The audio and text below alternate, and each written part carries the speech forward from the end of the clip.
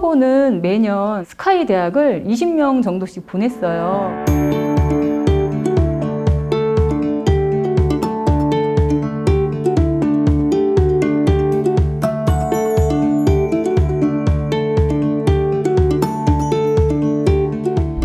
바쁘신데 시간 내주셔서 고맙습니다. 안녕하십니까.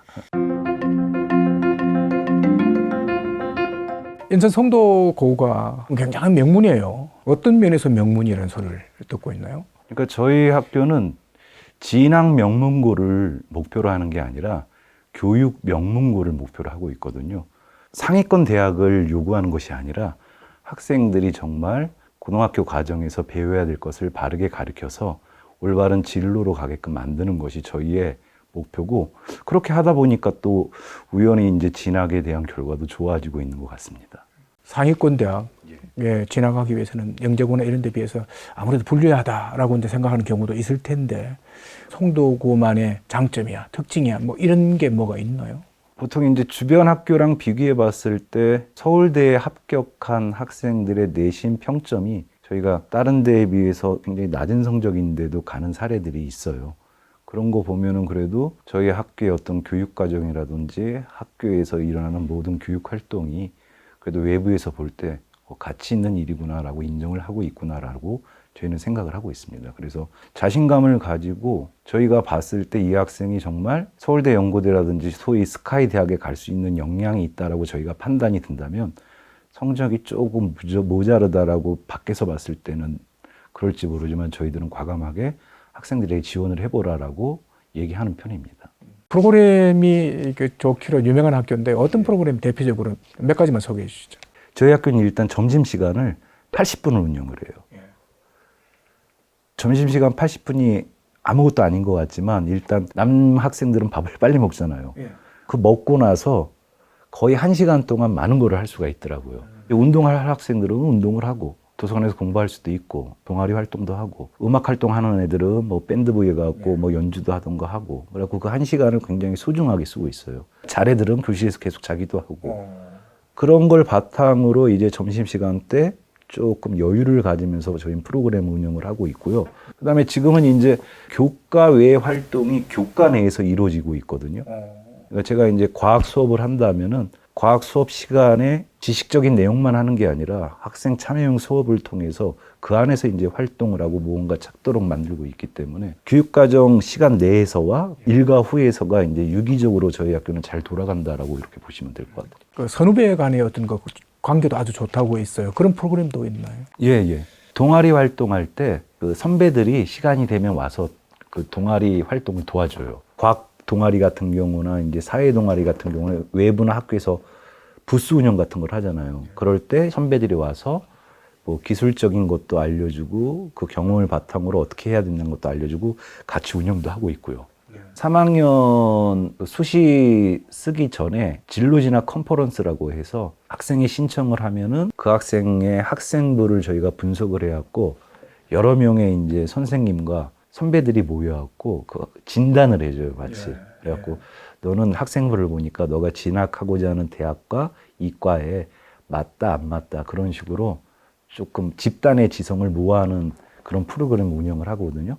그 졸업한 학생들이 이제 졸업하고 끝나는 게 아니라 항상 저희와 끈이 연결이 되게끔 저희도 연결을 자주 하는 연락을 자주 하는 편이고, 그다음에 졸업한 학생들도 자주 학교에 오는 편이고, 그 학생들이 그냥 또 오는 게 아니라 오면은 후배들을 위해서 무엇인가 할 수 있게끔 끈을 지금 계속 연결을 해놓고 있습니다. 어떤 약점이 있는지 어떤 장점이 있는지 이런 부분들을 우리 선생님들이 이제 상세히 알고 거기에 대한 어떤 대응책을 세워준다든지 그런 것도 있나요? 그렇죠. 그러니까 학생부에 기재되는 내용들을 계속 축소시키는 경향은 있지만 그래도 1학년 때부터 3학년 1학기까지의 학생부에 적혀 있는 모든 내용을 보면은 여러 선생님들이 짜고 쓰는 것이 아니라 그 선생님 하나하나 한 분이 그 수업 시간에, 그 동아리 시간에 이 학생들을 개별적으로 보고 쓰는 거기 때문에 그 학생부를 바라봤을 때 그 안에서 그 역량이 보일 수밖에 없어요. 그게 어떻게 보면 집단 지성의 하나의 결과거든요. 그래서 그 학생부를 꼭 뭐 대학을 가기 위한 내신 성적이 나온 뭐 성적표다 뭐 그런 식으로 보면 안 되고, 학교에 있는 모든 사람들이 바라본 그 집단 지성을 통해서 이 학생의 역량을 적어줬다라고 생각을 하고 그런 식으로 접근을 하다 보면 3학년에 왔을 때 그 학생부를 보게 되면 이 학생이 어떤 역량이 있고 어떤 진로 쪽으로 가면 되겠고 거기에 맞춰갖고 어떤 대학을 가면 되겠다라는 그런 커다란 그래도 아웃라인 청사진 같은 거는 이제 나올 수 있죠. 그걸 가지고 학생들하고 상담하면서 이제 얘기를 하고 있는 편입니다. 해마다 지금 이제 수시하고 이제 정시가 이렇게 조금 많이 바뀌어요. 올해 수시와 정시 대비 좀 어떻게 했으면 좋겠다고 생각하세요? 일단 일반고는 두 마리 토끼를 다 잡아야 돼요. 일반고 학생들은. 항상 부모님들하고 학생들이 이제 조금 오해하는 경우가 뭐냐면은 정시의 비율을 높이겠다. 그러면 그 발표가 나올 때부터 그렇게 되는 줄 아세요. 근데 실질적으로 그게 적용이 되는 해를 잘 봐야 되거든요. 그런데 모든 언론도 그렇고 그다음에 사교육 기관도 그렇고 저희 학교도 이제 마찬가지가 될 때가 있는데 뭐 정시 비중을 높인다. 그러면 올해부터 높인다라는 거에 더 주안점을 두었고 유예기간 있죠. 그렇죠. 유예기간인데 그건 생각을 안 하시는 거예요. 예. 실질적으로 뭐 내년, 내후년 앞으로도 수시가 훨씬 더 모집 인원이 많거든요. 그렇죠. 그러면 일반고에서는 수시에 집중을 해야 되는 것이 맞고 그다음에 이렇게 교육 통계를 보면 졸업생 애들이 수능 성적이 무조건 좋잖아요. 그걸 보면은 어느 정도 수능이라는 거를 준비하기 위해서는 그래도 조금 시간이 많이 필요하다라는 거잖아요. 그렇죠?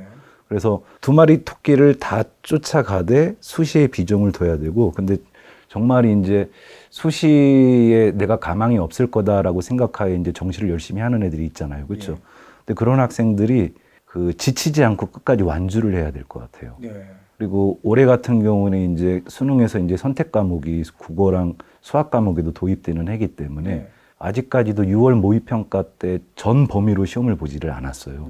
9월 달에 가서야 이제 전 범위로 시험을 보니까 많은 변수가 있을 거라고 생각하고 작년부터 대학교에서 뽑는 인원보다 정시를 지원하는 학생들의 수가 그래도 조금씩 많이 줄고 있기 때문에 포기하지 않고 끝까지 수능을 준비해서 수능 성적을 어느 정도 만든다면 정시에도 좋은 결과가 있다라고 저는 생각하고 있습니다.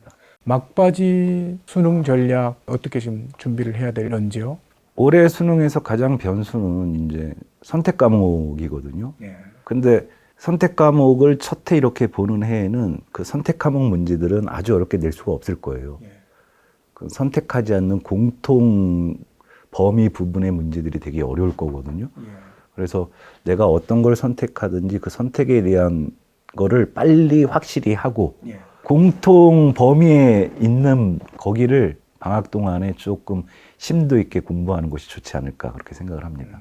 그다음에 한국교육과정평가원에 가면은 올해 수능을 어떻게 제시할 거고 어떤 식으로 공부하고 준비해라라는 게 되게 자세히 나와 있어요. 그거를 한번 이렇게 꼭 봤으면 좋겠거든요. 근데 그렇게 되게 잘 만들어 놨는데도 그걸 직접 들어가서 보는 사례가 거의 없어요. 꼭 그거를 보면은 거기 수학 공부는 이렇게 하세요. 그렇게 나와 있거든요. 그걸 보는 게 제일 좋을 것 같습니다. 진로 상담을 하시면서 우리 선생님도 고민이 있을 것 같아요. 어떤 고민이 있나요? 지금 그 학생들 세대는 부모 세대보다 좋은 직업에 갈 확률이 높지가 않거든요. 근데 그거에 대한 인정이 부모들이 안 해요.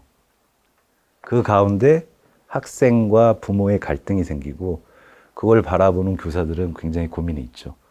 부모 세대와 그 학생 세대 간에 그 넘지 못하고 어쩔 수 없는 그런 그 눈높이, 어쩔 수 없는 눈높이가 있거든요. 그게 너무 어긋났을 경우가 제일 힘들죠. 그게 가장 큰 고민입니다. 자, 마지막으로 수험생들도 있고 학부모들도 있어요. 자, 이분들한테 해주고 싶은 말씀이 있다. 그 제가 이제 고3 부장을 할 때랑 저희 반에 이제 캐치플레이어라고 하죠. 그거. 저희는 행복한 완주라고 항상 이렇게 했거든요. 그 수능 볼 때까지 이제 행복하게 완주하자라는 거예요. 이 현장에 있고 이렇게 있어 보면은 학생들이 여름방학 지나고 막 수시에서 한두 번 떨어지고 나고 나면은 수능 보는 그때까지 완주를 하는 학생들이 의외로 작아요.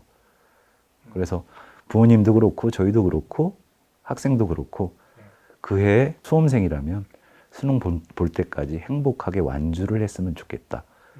그런 그거를 저는 말씀드리고 싶습니다. 예.